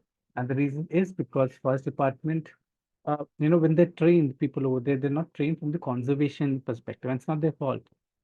But there's a big shift in the forest department, which I've seen in the last 2 years. And now they started talking about natives. Now they started investing on research nurseries. And two of our very important nurseries, uh, one of them is AFRI, Added Forest Research Institute in Rajasthan, where we get a lot of species. They have really expanded their native species portfolio. And that's where I give hats off to forest department. They're trying, they're working. but it's still much more new and there's a lot of catching up for them to do. Yeah. So we understood the primary research. Remember Mansingh Bobu, my first guide, and how nicely and patiently explained to me. The botanical name ID, we tried going online and take it, um, all those botanical name of the species that were missing, and then we filled up rest of the data in our list with that botanical name, and we made an Excel sheet. Then we got list from nursery running, uh, and we made it into, we figured out what all the species were available. If we could give some orders of our own and they could develop, that would be great. But if it's too late for that now, then we go what they have available and we try to match it with our list and refine and fine tune our list based on that. And then we work on sapling list. Are nursery able to manage creating sapling climate species? Very difficult and takes a lot of work.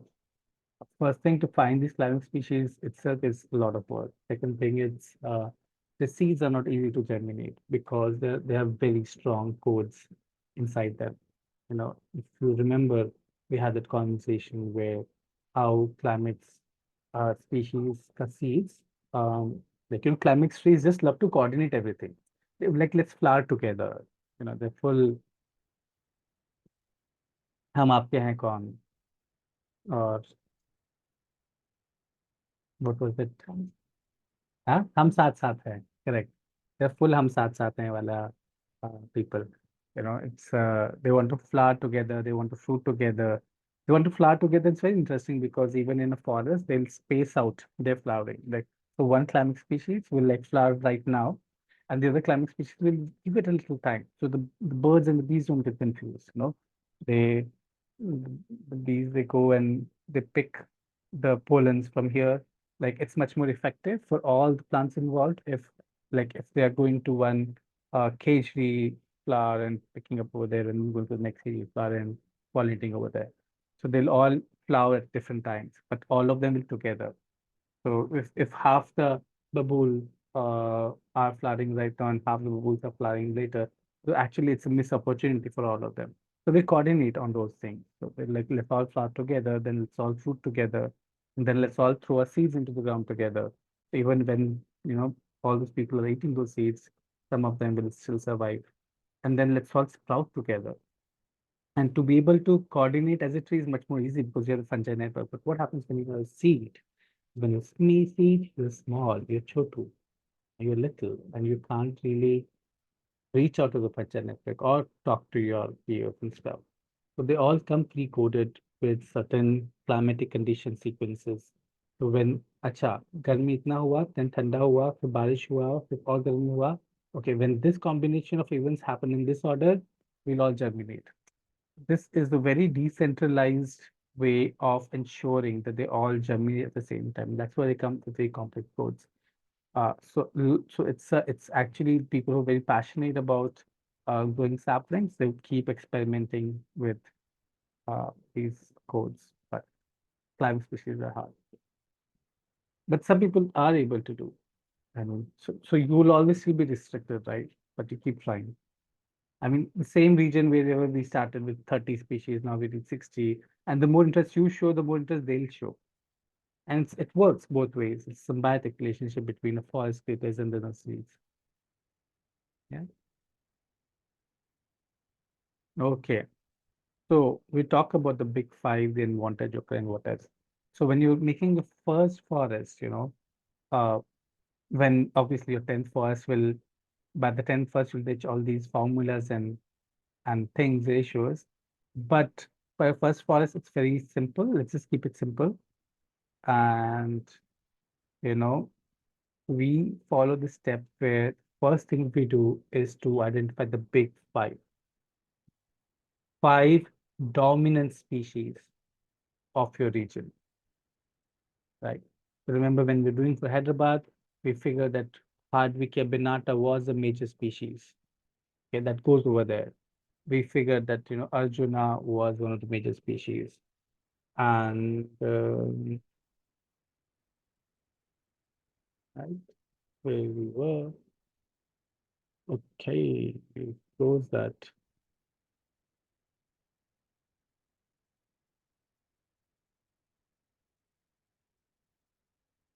So Mejosis latifolia is Malvasia amara.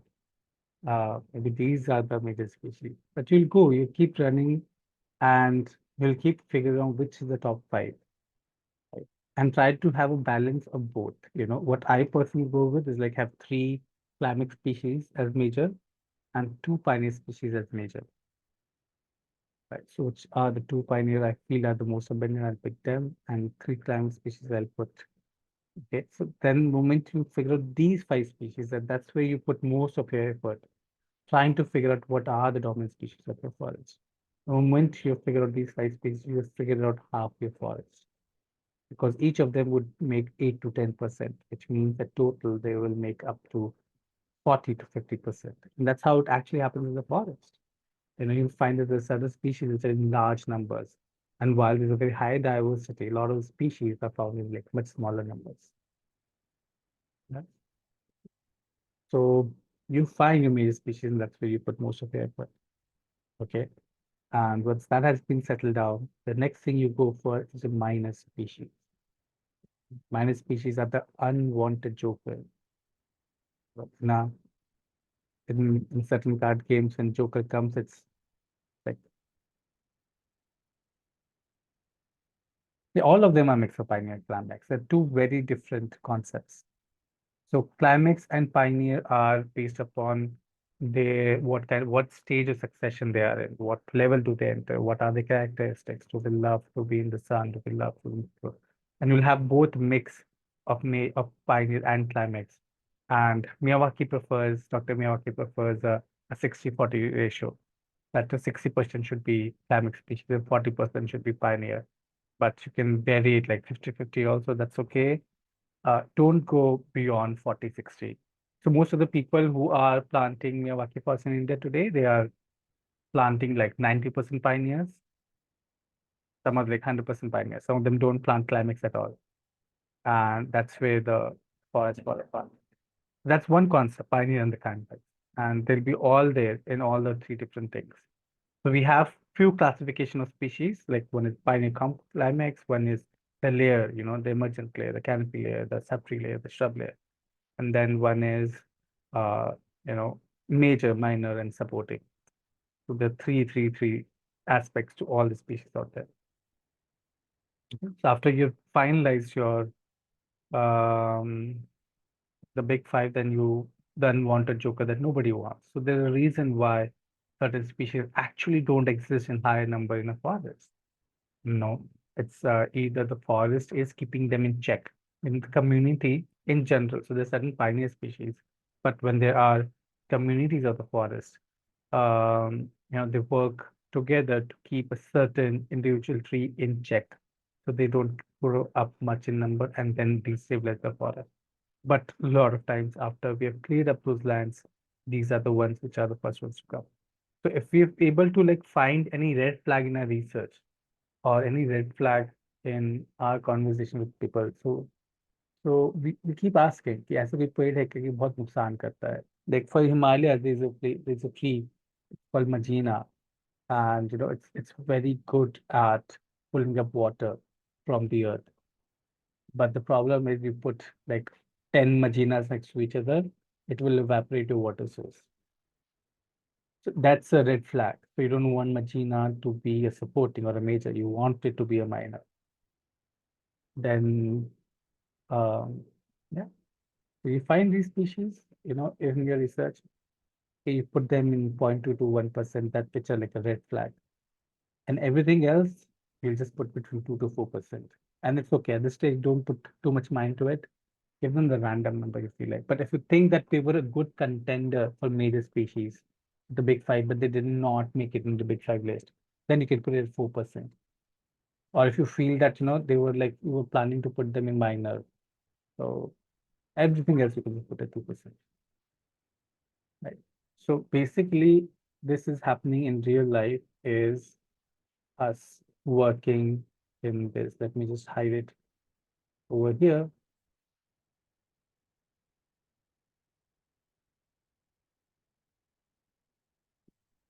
Just to make things simple. Let's say that All this thing is not there at all. Okay. So I first made my list, which was very simple thing based upon all the media research I did, common name, married name, blah, blah, blah, blah, everything else. Okay. The first thing I'll do is I'll say that, okay, technically even this wouldn't be there. But let's just say I've decided upon my 5 majors and I have classified these as majors. These few species are my majors, which in case are these, right? So I have over here, you can see there is a pioneer, right? There is intersectional, 2 intersectional, and 2 proper climax. Okay, not bad. So now I want to give them percentage. Let's just say these are my favorites. This climax one, Zigba, I'll give 8%. Bisana, I'll give 8%. TED, I'll give. I personally know that it comes in very high point numbers. So I give it 9. Where also comes in very high numbers. And Grava comes at 8. Cool. So at least this bit of forest is sorted. Okay. Now I'll go to my miners. Oh, why is this here? Reporting. Not again. Okay. Then I'll go to my miners. I've marked certain species as miners already, right? These are my miners, which I think should not be on very high number. So somehow Grava is not coming to the filtering range. So then what I'll do is I'll start giving them numbers. 0.1, 0.5. Most likely, like right now, I'm doing it for fun, but we will go into much more intense, but don't go it right now. Right now, just give them the numbers. You like them very much, give them 0.5. You like them, but you don't want to have them with 0.5. You don't like them and you want to have them, give them 0.1. Sometimes you can get bored and give them 0.3. Well, it's not a much of a ratio difference, but like this, you will fulfill all your things. Okay. This is the phase one where you are, giving them a percentage. So we'll go into balancing later, which is an exercise complete madness. Yeah. And which I won't tell you today because we'll go complete mad. Please.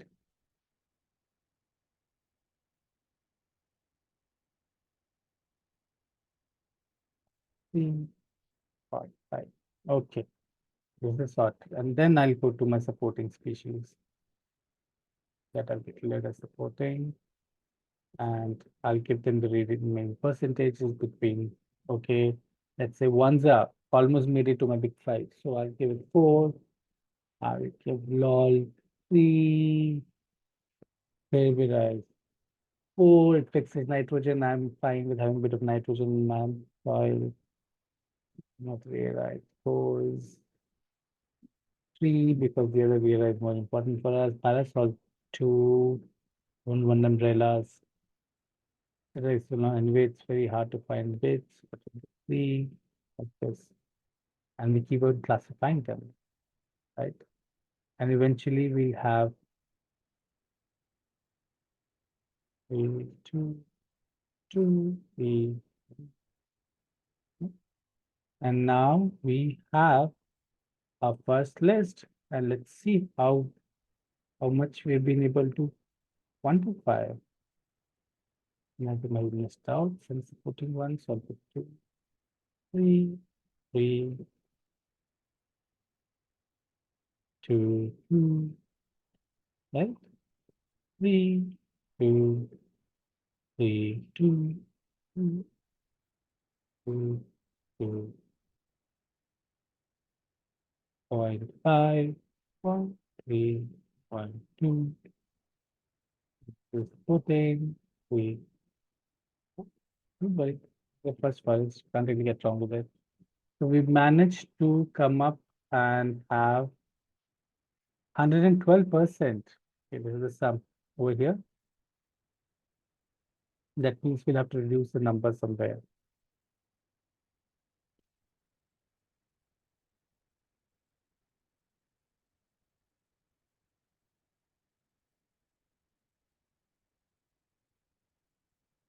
12.8, right? And if you're planting by 3 saplings per square meter, then we'll, okay, let's do the calculation later. But of all the, if you're planting 10,000 saplings, for example, in your entire forest, right? So this is your percentage that you have. So what we'll do is 10,000, 10,000, don't like, so it's okay. Into 4 divided by 100. So that means this is your sapling list. And it's 112, so you reduce it a little everywhere. Make it 1, 1, 1. I'm just doing it 1, 1 right now, just for the show of it. I mean, when you do it, you'll be doing it much more diligently. Close to 101.8.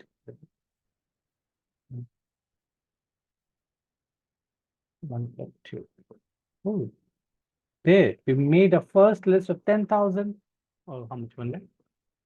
10,000 saplings, yeah, which is not balanced right now, but at least it's a list. So work done. Does it feel great? Oh, bummer. So that's why you work as a forest. You know, some of you are good with Excel, some are not. Yeah.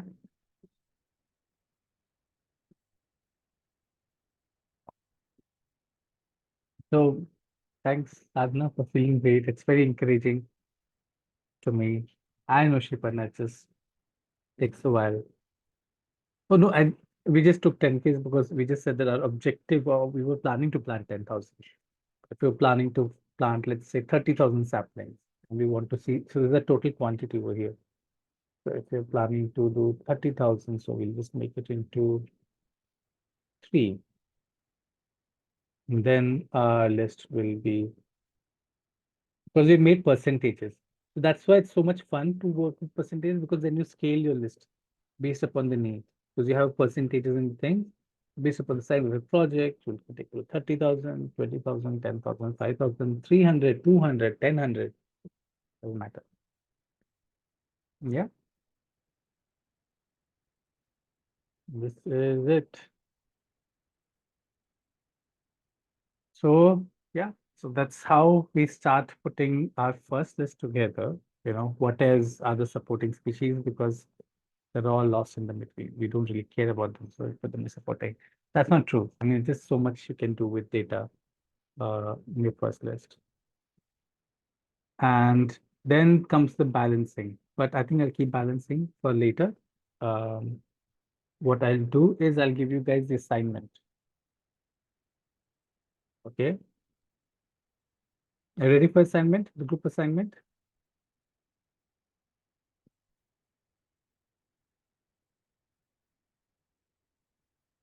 So percentage actually goes on both based upon the primary survey and the secondary survey.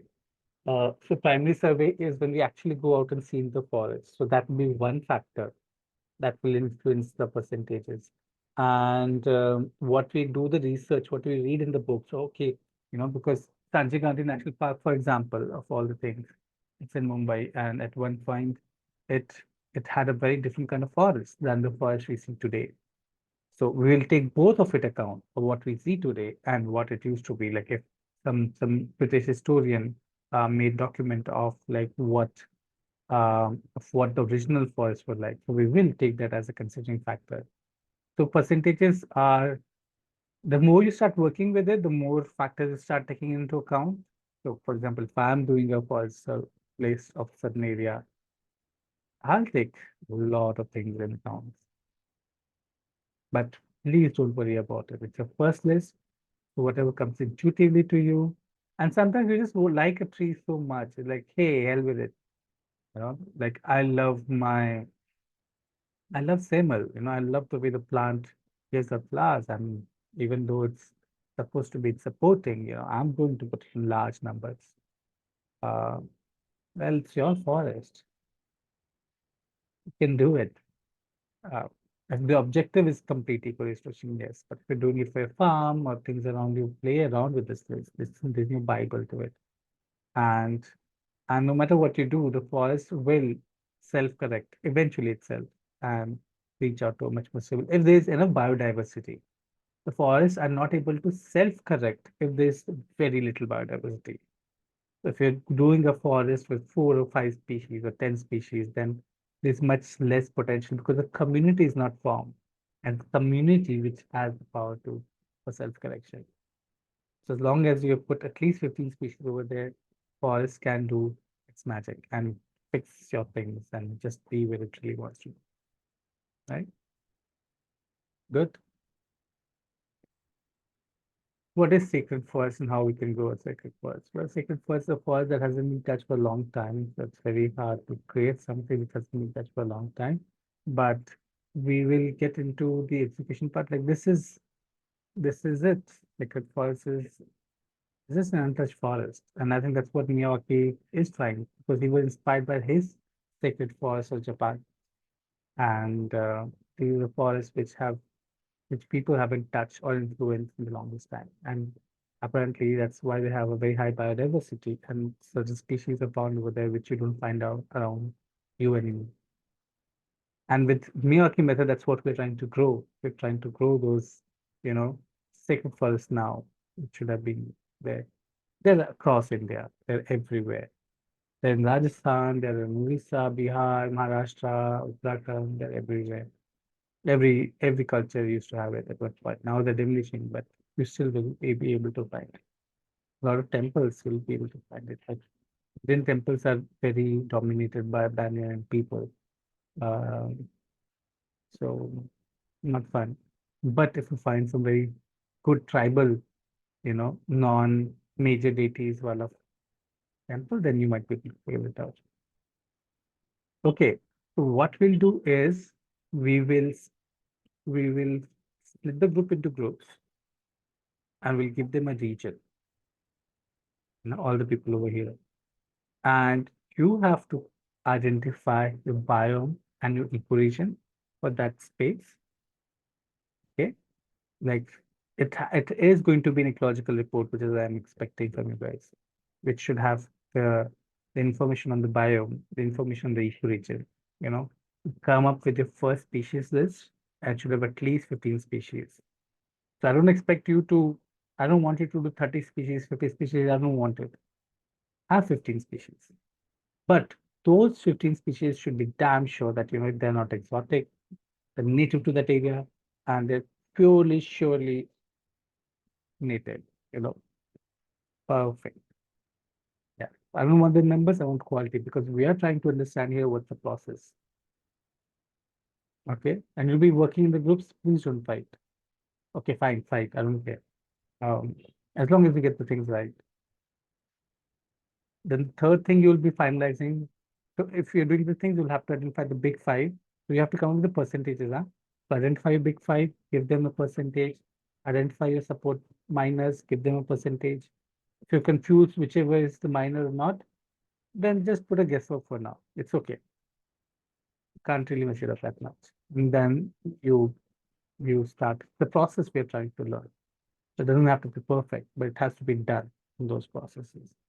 Then you come with. So in the end, your total percentage of all the species that are there should be 100%. That's what I'm looking for. Okay. Based upon that region, try to figure out and ask people or do some research or put your brains together and see what kind of nutrition material or evaporation material, water retention material, or mulch material you can use, which you think would be readily available in your area. I'll share everything. Yeah. I'll share the Excel template so you guys can get started on it. I'll share the presentation of today so you guys can get into understand the flow that was there. I'll anyway share the uh, recording also done properly. Yeah, you guys can do it.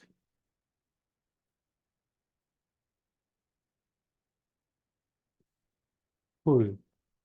So now what I want you to do is to um, not here. I think we'll probably take it from people here. Um, once the session is over, on the WhatsApp group that we have, give a short of out for which place you are from, where you are based. And what we'll do is we'll try to then create two groups. I think two groups is good enough, based upon spaces. I mean, all of you won't get your space, but it's just to learn. Right? So if you're having a lot of people from Mumbai, so then we probably club them in Mumbai, or if you're having a lot of from Hyderabad, we put them in Hyderabad. If you're from Uttarakhand, if you're from Jaipur, then we put it there. This is the big assignment. And this is going to really wreck your head. Don't be easy. And most of the people are not able to complete it. That's why you get 2 days for it. Tomorrow and day after. Right? It's not chutti, it's assignment time. Where you guys will be meeting up in groups. I'll give you both your WhatsApp groups. I'll share the link. Um, because I know like where people are over here. I know most people are from Mumbai and Hyderabad. So probably that's the two spaces that we can take. Yeah. So, oh, you have to have them ready by Saturday. You're fine, Sunday, right? So on Sunday, as a group, you will be making a presentation on your list, saying the process you've gone through, the material you've used. Yeah.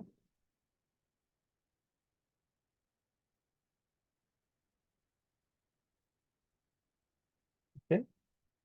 Yeah. But we'll still like after the meeting is over, give a shout out. And you can use the Zoom account, have key days Zoom account if you want at any time that, hey, you need a space for meeting and stuff. I'll just book you guys a slot and you can do those meetings in the Zoom account. If you have your own Zoom accounts or Google Meets want to use, it's fine by me. Yeah, but I'll let the group take over and I would not be stepping in. Okay, if you have certain questions, you figure it out. Okay, if you think that, oh, it should be done, unless it's a very basic, अच्छा ये चाहिए कि वो चाहिए, ठीक है. But try to like, come up with your own consensus that what would it mean. As a part of the group, probably like, just checking in, seeing once in a while. But yeah, you as a group figure out what was the right answer or how it should be written that. And you can't sign up for both the groups. If I see anyone in two groups, leave one immediately because then I'm going to kick you out from both the groups. People, there's nerds who like FOMO man of another level. People can't deal with it. Not my problem. Okay? Cool. Thank you for your big assignments. Of love to all of you and look forward to the big thing. And and you'll be amazed by the quality of presentation you'll be doing on Sunday. You couldn't have thought you'll be able to do it, but you would do it. Trust me. You guys will do a brilliant job. Every time I'm surprised. Like half the time I think that they're like worthless participants this time, but then they end up surprising me with the quality of work they've done. And it's the power of community, because when you become the first yourself, you realize how well. And there will be people in the group who are good at researching, there are people who are good at talking to other people. I don't care, it's your presentation. You want to do PPTs out of it, you want to sheets out of it, you want to do it in a poetic manner where you make a Ramayana kind of epic for the first. I'll leave it to you. One Excel at least of the species list would really help. But if you want to do a presentation on how you figured out things or how you did a biomass survey, what are things you consider. I want to do a presentation of the equation of your area. Uh, that would be nice. I mean, both which are nice, but every group has its own way of doing things, and I'll leave it up to you. But don't spend too much time on the presentation part. That's also something, because it's the work, the research that counts. If you have the time to spare, go for PPT. Or if like maybe one of you in the group really loves doing presentations and stuff, task them with the design part. Okay, we're all collecting data. You handle the putting it together, and you guys can decide how you want to do your presentation then. Olio,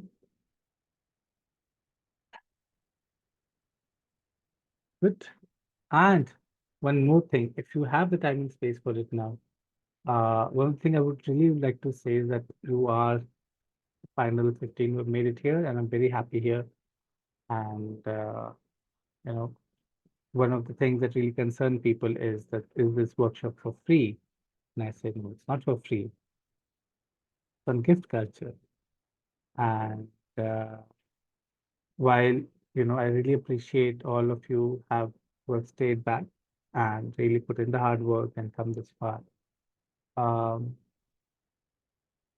well, let's see, just give a shout out of who all are there and then we'll see. Probably we'll meet three groups.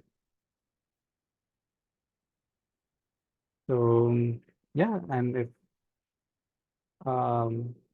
it's you're there and the best gift would be kind of work you go back and take it to the world.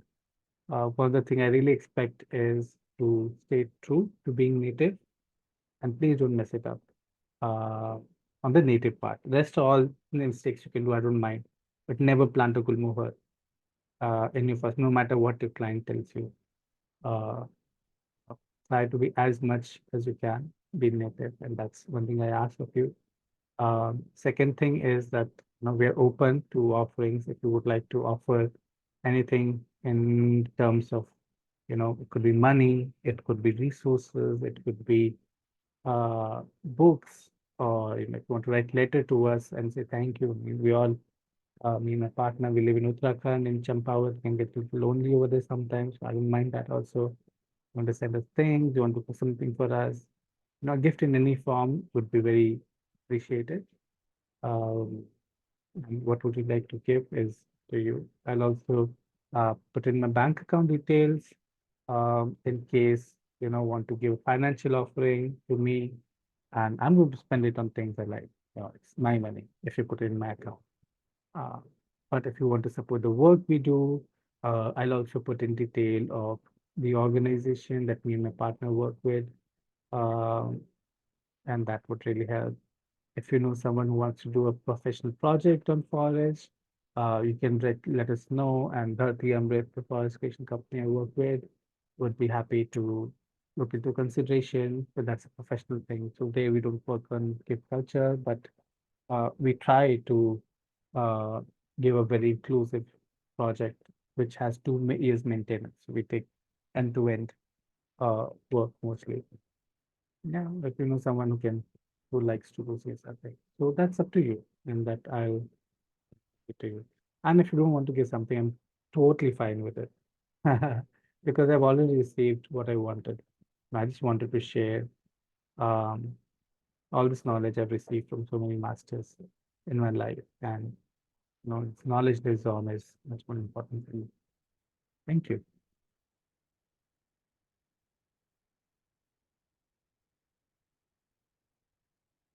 Okay, now you guys can go. You're welcome.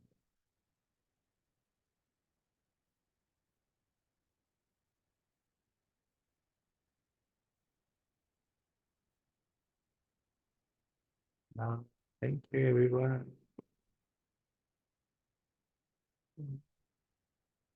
Thank you. Oh, you're welcome.